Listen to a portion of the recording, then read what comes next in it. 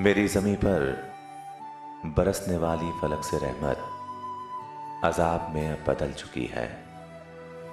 मेरे वतन की ज़मीं पे अब तक न जाने कितने ही मर चुके हैं।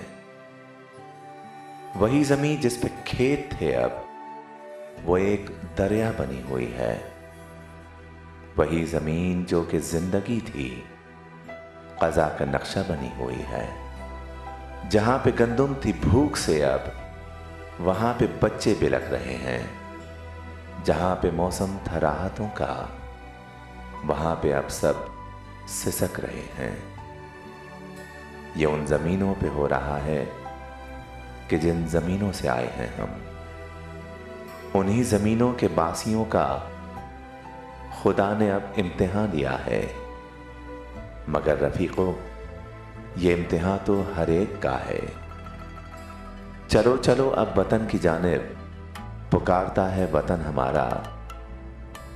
वतन में माना नहीं है हम सब मगर वहीं पर है दिल हमारा। वतन का हम पर जो कर्ज है अब वो कर्ज हम यूं अदा करेंगे। वतन के लोगों के वास्ते हम दुआ करेंगे, दवा करेंगे।